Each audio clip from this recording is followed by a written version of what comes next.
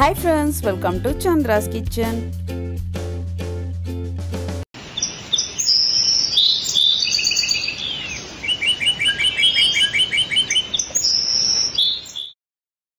Chandra's Kitchen ஐ subscribe செய்யாதவர்கள் red colour subscribe பட்டனை press பண்ணி subscribe பண்ணிக்கோங்க. கூடவே பக்கத்துல இருக்கிற bell பட்டனை press பண்ணுங்க. எங்களுடைய அப்டேட்ஸ் உடனுக்குடன் உங்களை வந்து சேரும்.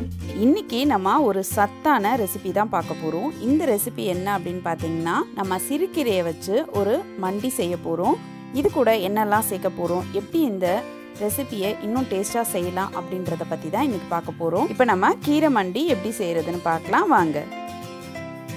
ஒரு கடாயில 2 ல இருந்து 3 ஸ்பூன் எண்ணெய் விட்டுக்கோங்க.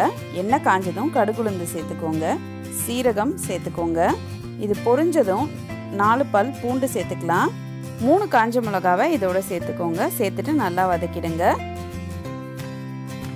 சின்ன வெங்காயமும் பெரிய வெங்காயமும் சேர்த்து ஒரு கைப்பிடி போட்டிருக்கேன். இப்போ இதை நல்லா வதக்கிடலாம்.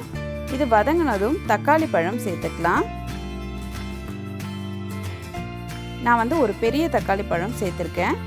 அதுக்கு அடுத்தது நம்ம அலசி எடுத்து வச்சிருக்க கீரையை வந்து இதோட சேர்த்துக்கலாம். சேர்த்துட்டு நல்லா இதை வதக்கிடுங்க. நான் வந்து இன்னைக்கு சிறுகீரை தான் எடுத்திருக்கேன். கீரை வந்து கொஞ்சம் நல்லா வதங்கிடுச்சு. இப்போ நம்ம 2 கைப்பிடி பச்சை வேர்க்கடலையை வேக வச்சு இதோட சேர்த்துக்கலாம். சேர்த்துட்டு இதை நல்லா கலந்துடுங்க. இப்போ நம்ம இதை வேக வைக்கிறதுக்கு பார்த்தீங்கன்னா அரிசி களைஞ்ச தண்ணியை வந்து இதோட சேர்க்க போகிறோம். இது வந்து நான் 2 டம்ளர் சேர்த்துருக்கேன். சேர்த்துட்டு நல்லா இதை கலந்து விட்டுருங்க. இது ரொம்ப சத்தானது. கண்டிப்பாக நம்ம குழந்தைங்களும் சரி நம்மளும் சரி விரும்பி சாப்பிடக்கூடியதாக இருக்கும். ஒரே ஒரு சிட்டிகை வந்து மஞ்சள் தூள் சேர்த்துக்கலாம். இப்போ இதை நல்லா கலந்துருங்க.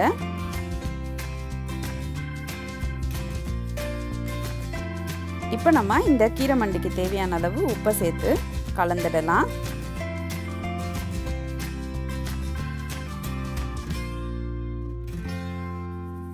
இப்போ இந்த கீரை வேகிறதுக்காக ஒரு 5 நிமிஷம் நம்ம மூடி போட்டு வேக வச்சிடலாம்.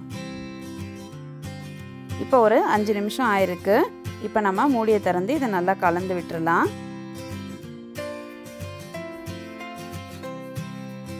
இப்போ கீரை வந்து பார்த்தீங்கன்னா வெந்திருக்கு. இது கூட நான் வந்து ஒரு 2 ஸ்பூன் தேங்காவை அரைச்ச விழுதை சேர்த்துக்கிறேன். உங்களுக்கு தேங்காய் கம்மியாக வேணும்னா கொஞ்சம் கம்மியாக சேர்த்துக்கோங்க. ஆனால் தேங்காய் வந்து நான் 2 ஸ்பூன் அளவு சேர்த்துருக்கேன். உங்களுக்கு வேணான்னா 1 ஸ்பூன் சேர்த்தாலும் போதும். இப்போ இதை நல்லா கலந்து விட்டுடலாம். இப்போ நம்மளுடைய கீரை மண்டி ரெடி ஆயிடுச்சு. நம்ம மண் பாத்திரத்தில் செய்கிறதுனால முன்னாடியே நம்ம ஆஃப் பண்ணிவிடுவோம். ஆஃப் பண்ணாலும் அதை கொதிச்சிட்ருக்கோம். இப்போ பாருங்கள் நல்லா திக்காயிடுச்சு.